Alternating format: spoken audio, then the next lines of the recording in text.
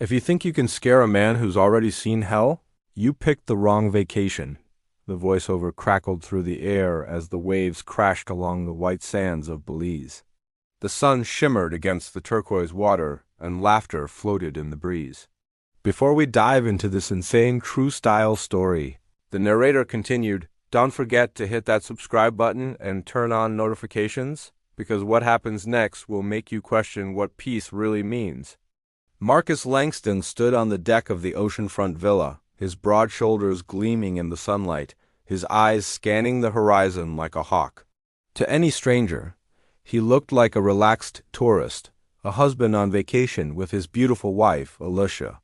But beneath that calm exterior was a machine, a former Delta Force operative who had spent years dismantling insurgent networks and rescuing hostages in hostile territories. His vacation wasn't an escape from duty, it was a rare attempt to remember he was human. Alicia, dressed in a flowing sundress, laughed as she tried to capture a selfie, her hand gently brushing his arm.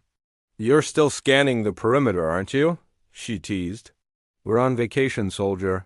Marcus smiled faintly, his jaw relaxing for the first time in days. "Force of habit," he murmured. "The world looks peaceful until it isn't." He wrapped an arm around her waist, feeling the calm before a storm he didn't yet know was coming.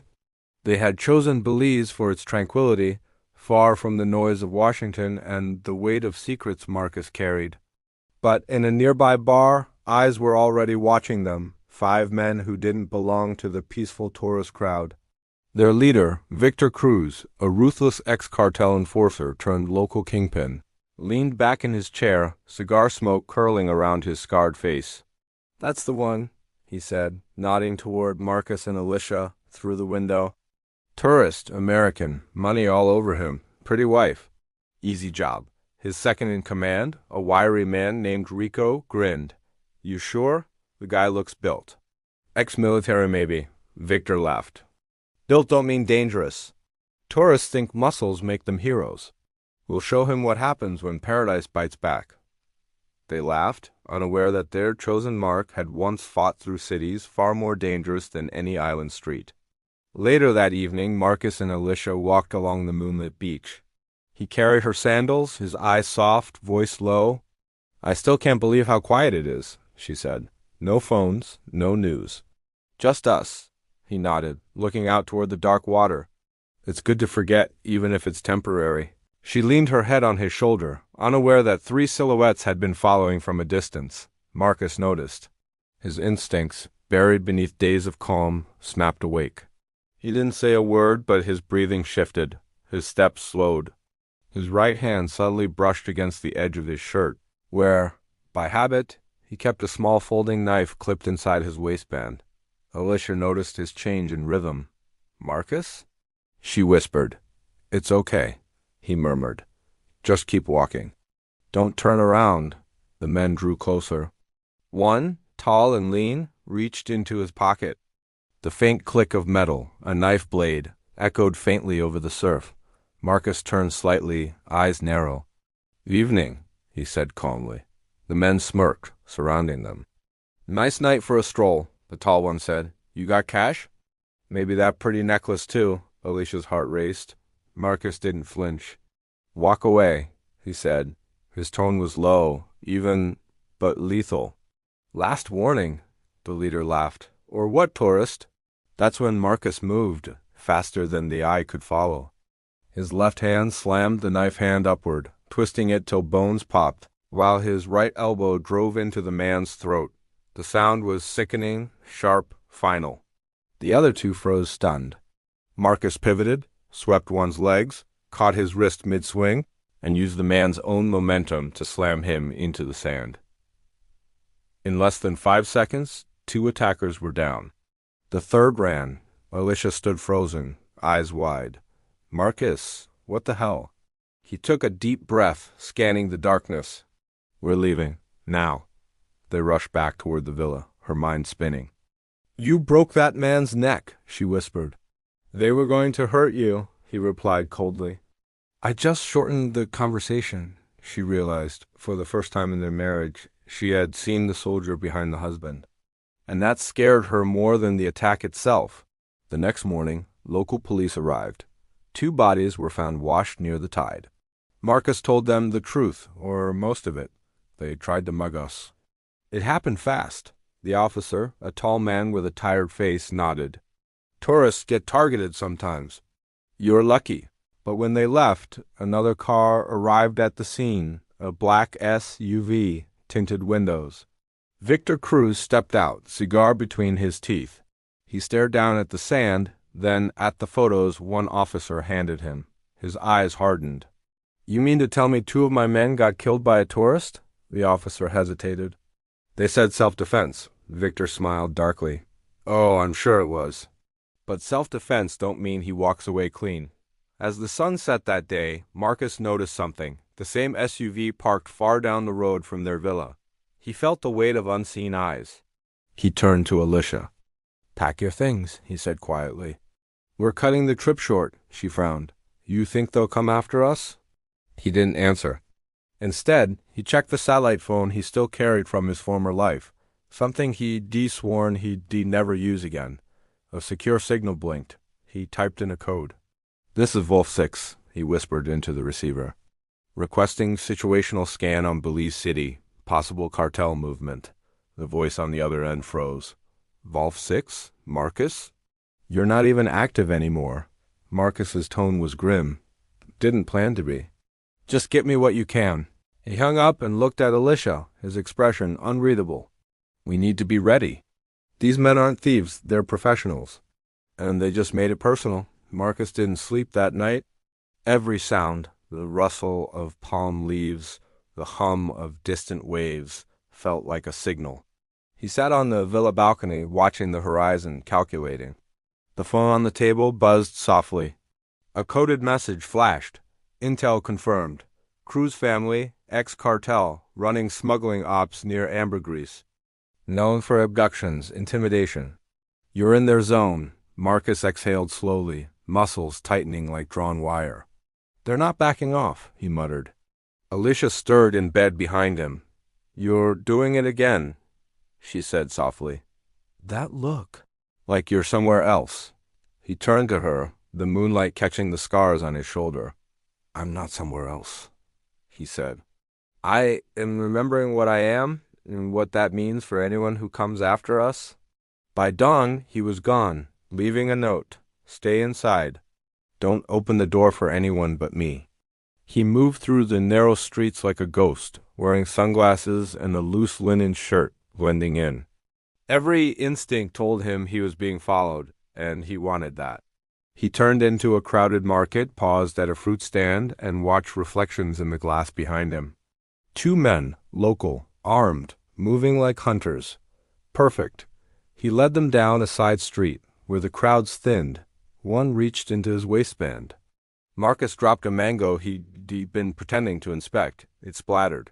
And, in the same breath, he pivoted, slammed the first man's arm into the wall, disarming him with surgical precision.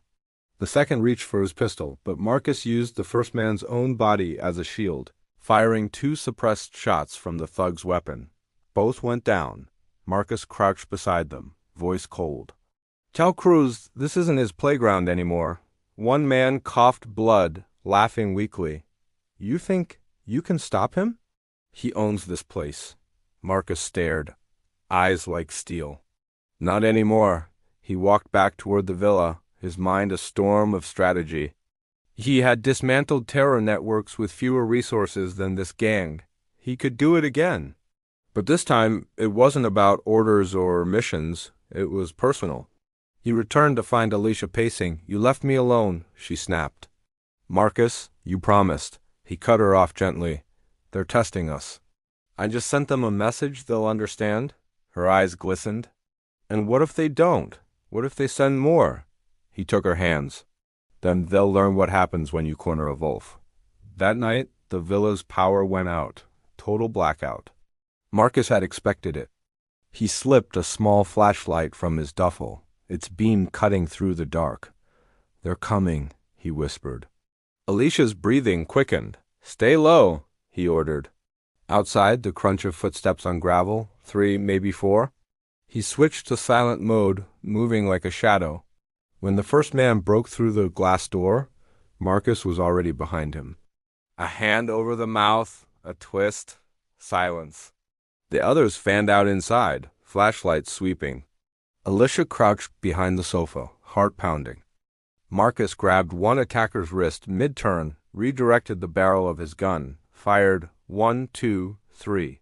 The last man fled toward the beach, panic overtaking bravado. Marcus pursued.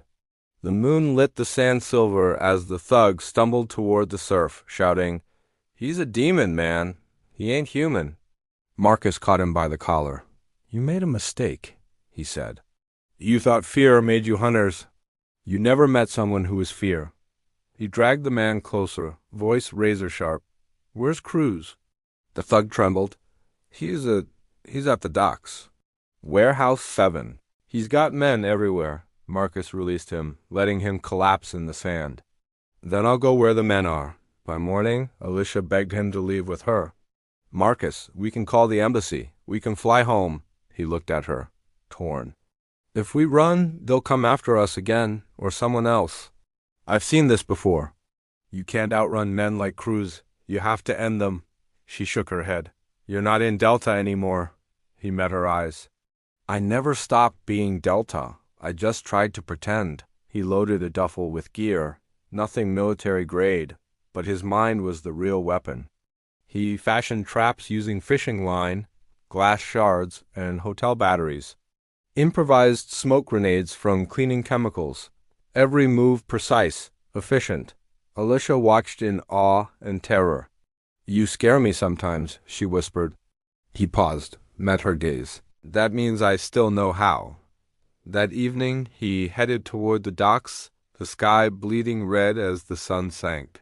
He moved through abandoned shacks, barefoot to silence his steps. Voices echoed from the warehouse, laughter, music, the sound of arrogance. He slipped inside through a broken panel, crouching behind crates.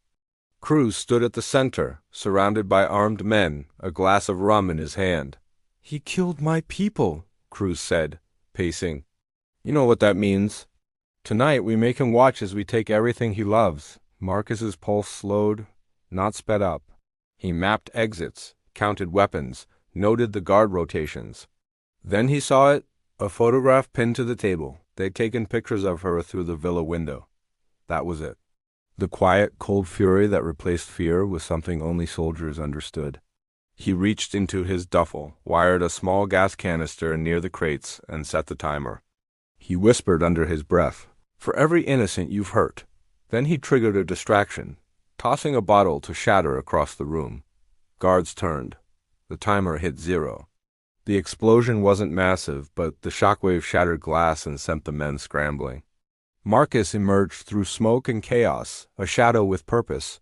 He disarmed one man, fired twice. The next lunged. Marcus caught him mid-charge, using his momentum to throw him into the wall. Bullets cut through the air. Marcus rolled behind cover, returning fire with precision born from years in sand and blood. One by one, they fell. Cruz fled toward the back exit, panic overtaking fury. Marcus followed. They crashed through a door and into the open pier, the ocean raging beneath. Cruz turned, firing wildly. Marcus ducked behind a barrel, the shot sparking off metal. "You could have walked away," Cruz shouted. Marcus stepped out slowly, eyes locked. "So could you?" He moved forward, deflecting a swing, disarming Cruz with a twist that sent the pistol flying into the sea. They fought hand to hand. Cruz strong but sloppy, Marcus precise, efficient, unstoppable. Finally, Marcus pinned him against the railing, arm across his throat. "You made one mistake," he hissed. "You thought peace made me weak." Cruz's eyes bulged as Marcus released him suddenly, letting him stumble backward over the edge into the black waves below. Marcus stood there, breathing hard, watching until the ripples faded. Then he whispered, "Peace isn't weakness. It's the reward you earn when the war ends." He turned, walking into the fog. Behind him, sirens wailed. Someone had called the authorities, but he was already gone. He returned to the villa before dawn. Alicia met him at the door, eyes searching his face. "Is it over?" she asked. Marcus looked out at the horizon where the first light touched the sea. It will be, he said softly. For now.